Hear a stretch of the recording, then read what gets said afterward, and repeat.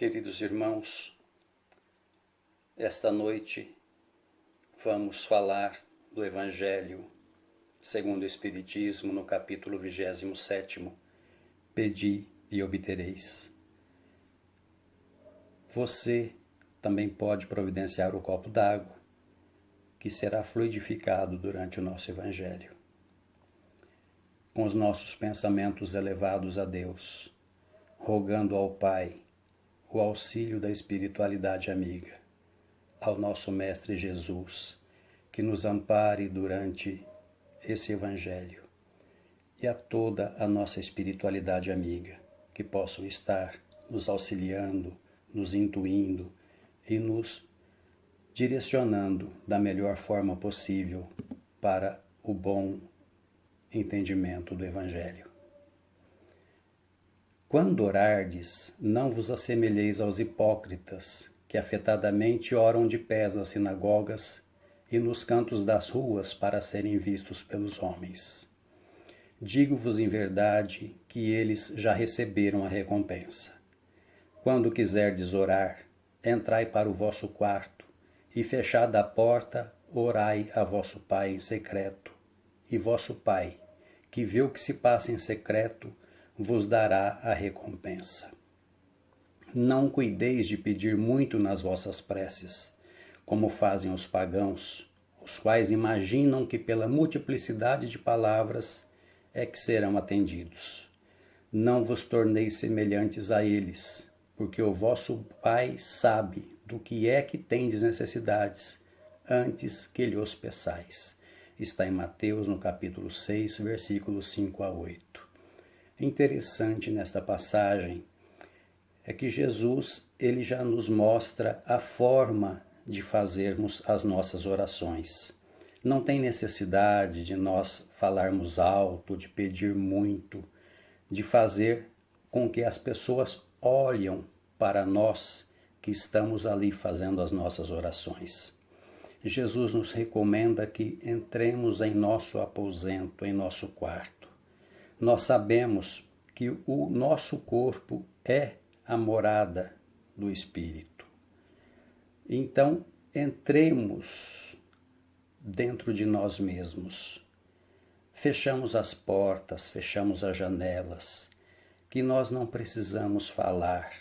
Nós temos que ter os ouvidos e olhos fechados para que possamos, nesse entendimento, nesse silêncio nosso mesmo interior, falar com Deus, com o coração, daquilo que nós realmente necessitamos.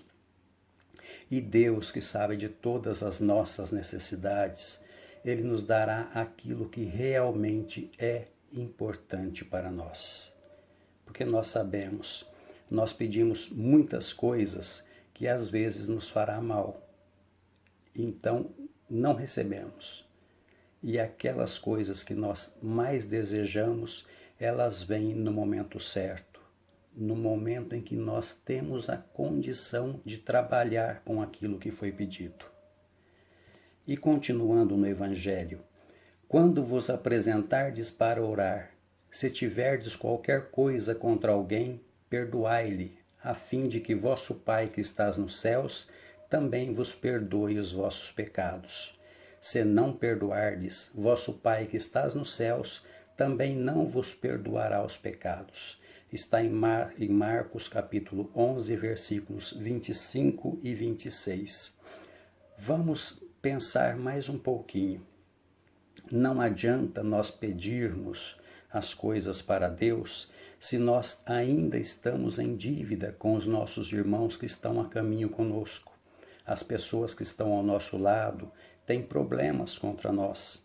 E nós ali, todo duros de coração, duros de pensamento, de sentimento, nós não oferecemos a oportunidade da reconciliação.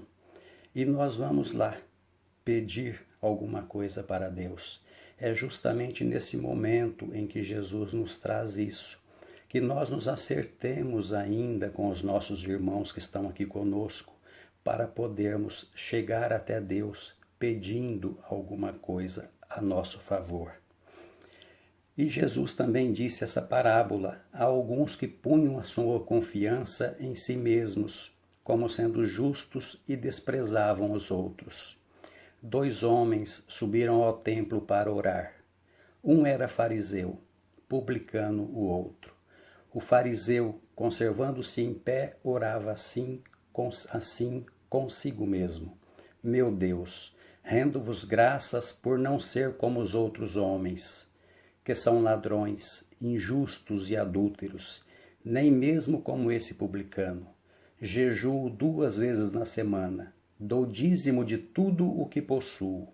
O publicano, ao contrário, conservando-se afastado, não ousava sequer erguer os olhos ao céu, mas batia no peito, dizendo: Meu Deus, tem piedade de mim, que sou um pecador. Declaro-vos que este voltou para sua casa justificado, e o outro não. Porquanto aquele que se eleva será rebaixado, e aquele que se humilha será elevado. Está em Lucas capítulo 18, versículos 9 a 14. Jesus novamente vem nos trazer o conhecimento de que a prece ela deve ser dita com humildade. Não adianta nós oferecermos algo e vangloriando da nossa atual situação. A situação do fariseu, por exemplo. Ele, para falar dele, ele joga pedra nos outros, ele fala mal dos outros, ele se coloca em posição de evidência. E justamente é esse o sentido que Jesus pede para que nós não façamos, que tenhamos a humildade de reconhecer os nossos erros, as nossas fraquezas. E somente desta forma nós seremos atendidos por Deus. E nós vamos encontrar no Livro dos Espíritos, na pergunta 659, qual é o caráter geral da prece? A prece é um ato de adoração a Deus. Orar a Deus é pensar nele, é aproximar-se dele e pôr-se em comunicação com ele. Pela prece podemos fazer 3 coisas: louvar, pedir e agradecer. Olha o nosso pensamento agora, em que sentido ele se dá. Como que nós fazemos as nossas comunicações com Deus? De que forma nós chegamos até Deus? 99% pedindo. E quando nós lembramos de agradecer?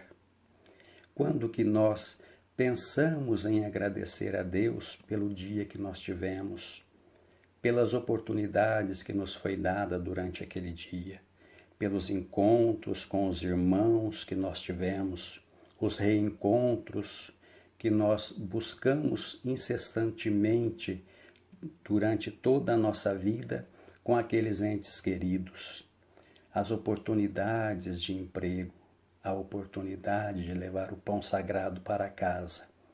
Nós agradecemos. Nós agradecemos durante a noite pelo dia que nós tivemos. Nós agradecemos pela manhã, pela noite bem dormida, pelo encontro que tivemos com a espiritualidade amiga, onde nós buscamos o nosso alento, as respostas para muitas de nossas dúvidas. E quando nós louvamos a Deus? Quando nós honramos a Deus com os nossos atos, com as nossas palavras, e nós vamos ver mais para frente que as nossas atitudes têm muito a ver com aquilo que nós necessitamos, daquilo que nós recebemos, daquilo que nós almejamos para o nosso futuro. Então, se nós agradecemos a Deus pela oportunidade, vamos pedir também na mesma proporção. Tanto é que pedimos mais do que agradecemos. Nós, quando estamos em sofrimento, quando estamos em dor, nós pedimos.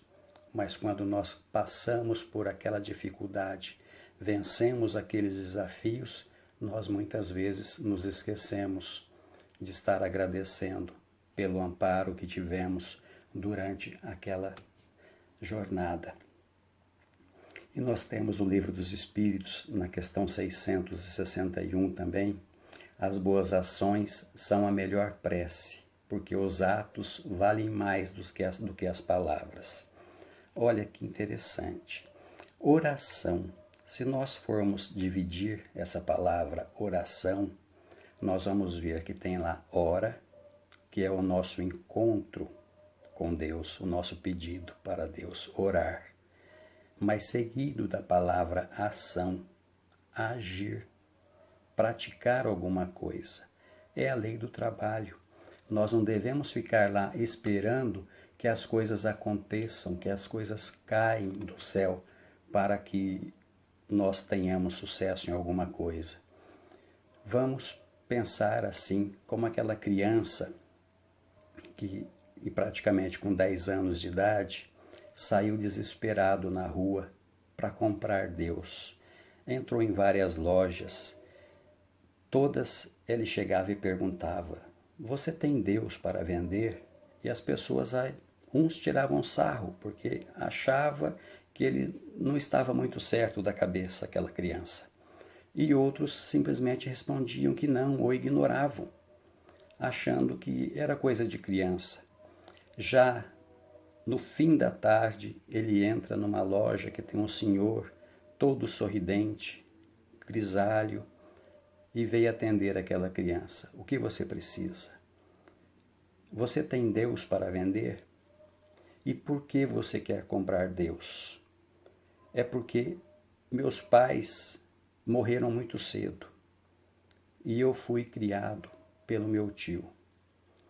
E esse meu tio, trabalhando, caiu do andaime e ele está no hospital em coma. Eu ouvi o médico dizer que somente Deus para curá-lo. Então eu estou atrás de comprar Deus para o meu tio. Ele falou assim: e quanto você tem para comprar Deus? Ele falou assim: eu tenho $1. Ele falou assim: olha, mas você tem muita sorte, porque realmente eu vou te arrumar o remédio Deus.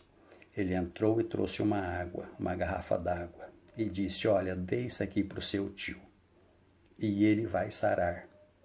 Essa é a água mágica de Deus. E aquela criança foi toda feliz para o hospital.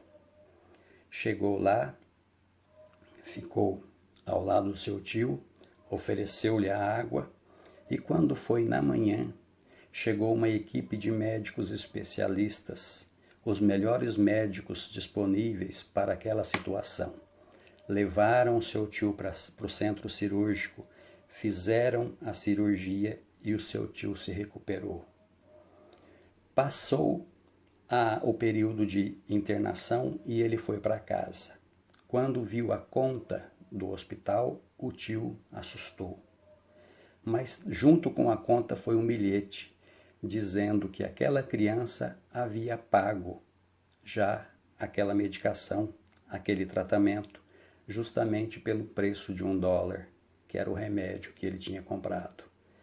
E ele ficou sabendo que aquele senhor que atendeu a criança era um dos homens muito ricos daquele país e mandou todos aqueles médicos cuidarem daquele tio. Se essa criança não tivesse tido esse comportamento, essa atitude, tivesse cruzado só os braços e ficado chorando, esse tio não teria tido esse tratamento e automaticamente não teria tido a sua cura. A oração é isso, é você pedir e você agir também, porque nós vamos encontrar dentro desse capítulo algumas pessoas que até conversam com a gente que falam assim: poxa, mas se todos nós já temos aqui o nosso destino traçado, de que adianta nós fazermos essas orações? Vai modificar o destino de cada um? Olha, nós sabemos que pela doutrina espírita, cada um de nós viemos aqui reparar erros que cometemos em vidas pretéritas. Lógico que nós não vamos poder quebrar essa condição de devedores que somos, mas nós podemos aliviar. Nós podemos, durante essa nossa caminhada, através das nossas preces, das nossas orações, buscar um entendimento, receber um auxílio da espiritualidade para que possamos encontrar uma melhor forma de vencermos as nossas dificuldades, as nossas lutas e passarmos por esta encarnação com pontos positivos.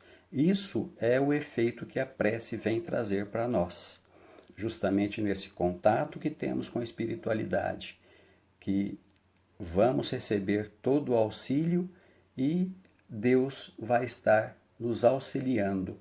É naquela outra passagem de Mateus 8:7, né?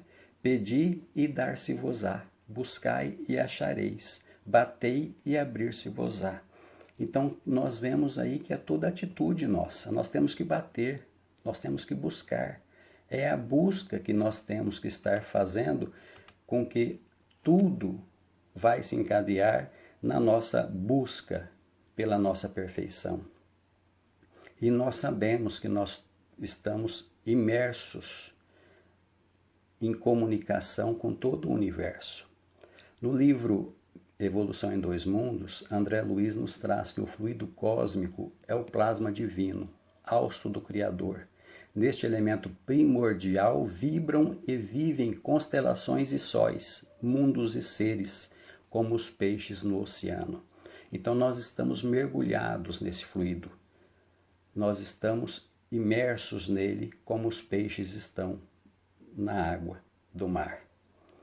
E o que faz isso? O nosso pensamento vibra, emite vibrações que vão de encontro com aquelas pessoas que estão naquela mesma sintonia que nós. E esses ecoam novamente, vindo ao nosso encontro para nos auxiliar nas nossas grandes dificuldades, nas nossas grandes buscas que nós temos para sair de todo o nosso sofrimento. E nós vamos continuar ainda buscando dentro desse capítulo que nós podemos fazer as preces pelos nossos irmãos que estão entre nós, nós podemos fazer as preces aos bons espíritos e nós podemos fazer as preces pelos nossos irmãos que não estão mais encarnados entre nós. Pensemos nesses nossos entes queridos que retornaram à pátria espiritual antes de nós. Para eles, esse momento de prece elevada vai servir como um alento. Suponhamos que eles estejam em alguma dificuldade na espiritualidade. Nós pensamos neles, emitimos uma onda de amor, uma prece rogando que a espiritualidade o auxilie. É como se fosse um copo d'água numa terra ressequida. Eles vão receber essa oração, eles vão receber esse pensamento bom, esse pensamento de amor que nós estamos emitindo e eles vão sentir um grande alívio nas suas dores. Eles vão estar pensando que são seres queridos, amados por nós, e vão modificar, muitas vezes eles partem com alguma mágoa, eles vão modificar esse pensamento e através dessa vibração, através da prece, eles vão começar a observar melhor o mundo à sua volta. E é isso que nós temos que estar pensando, em proporcionar o bem a todos aqueles que estão entre nós, encarnados e desencarnados. E de que forma nós temos que orar?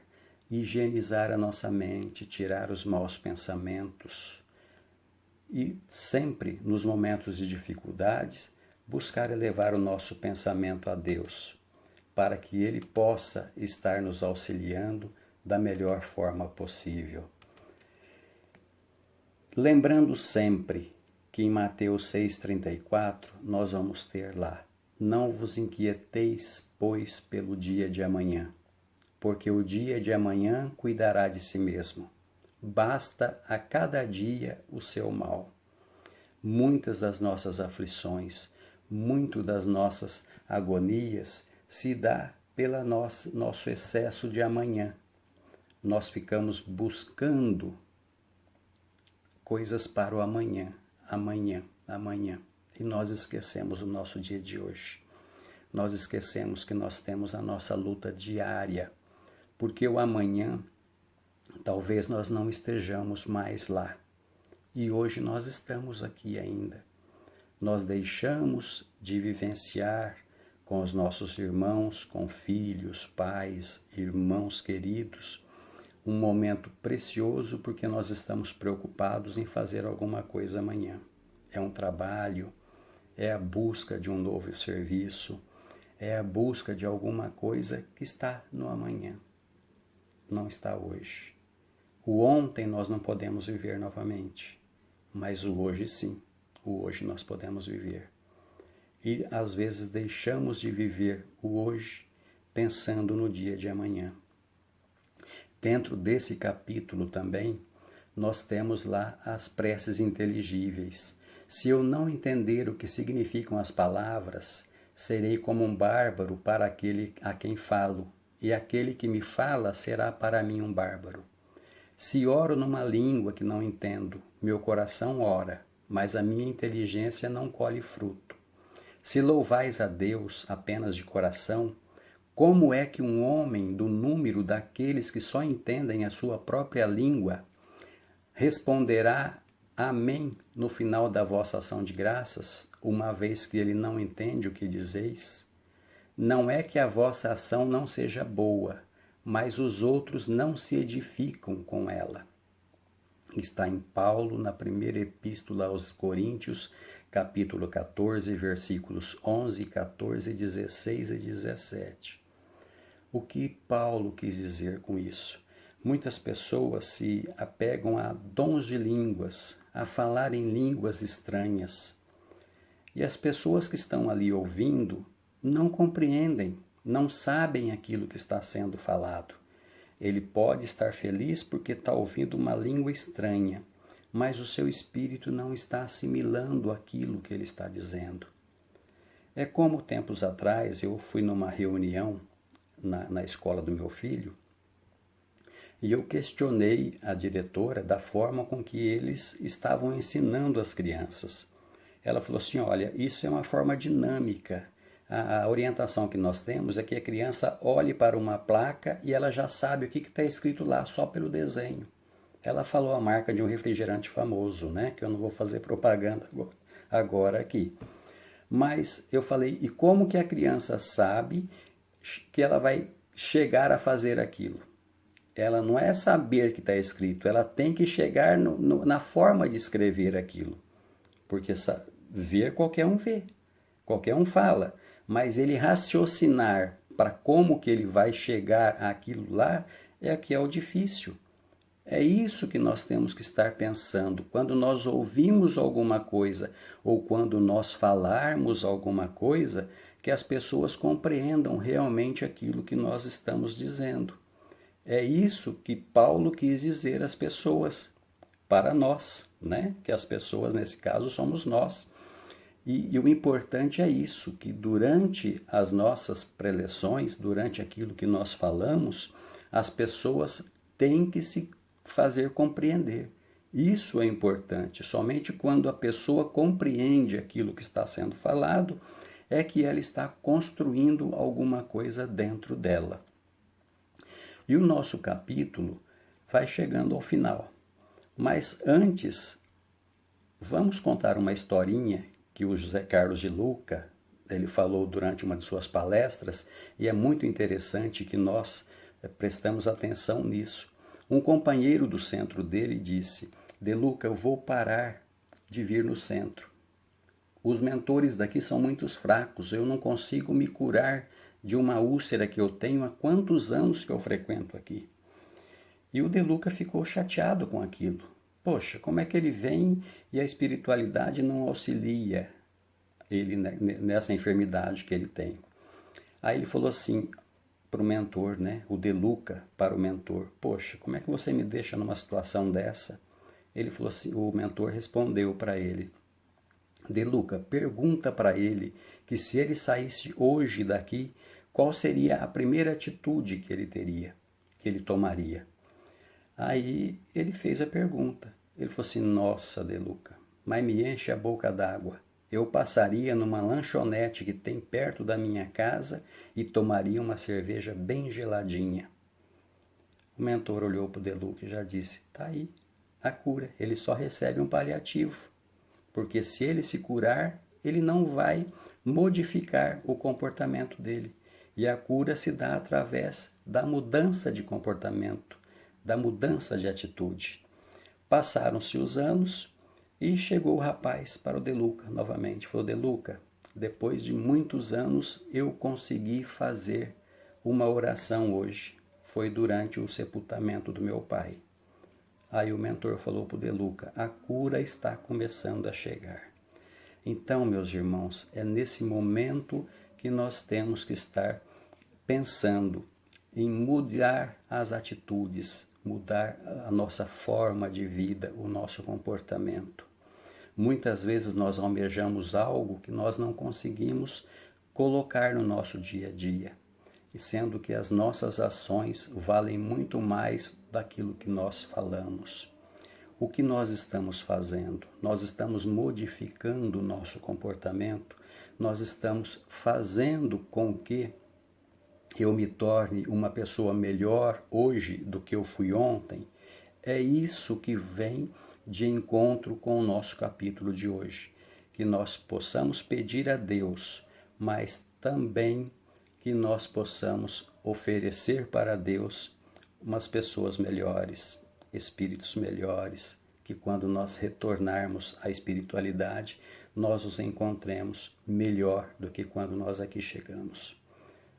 Nós vamos, então, neste momento, fazer o nosso encerramento e você, através desta prece de finalizando agora, a espiritualidade amiga estará fluidificando a água que você pode servir para a sua família e também você tomar. Que toda a medicação possa estar sendo depositada gota a gota para cada uma das enfermidades que nós temos neste momento. Senhor Jesus, agradecemos, Mestre, a oportunidade de estarmos todos reunidos em Seu nome. Agradecemos a Deus pelo dom da vida. Agradecemos a Deus as oportunidades que nos foram dadas. E agradecemos a espiritualidade amiga que estão ao nosso lado, nos intuindo e nos amparando da melhor forma possível para que possamos guiar melhor caminho para cada um de nós aqui presentes. Senhor, em Teu nome, pedimos autorização para o encerramento dessa nossa prece da noite. Que assim seja, graças a Deus.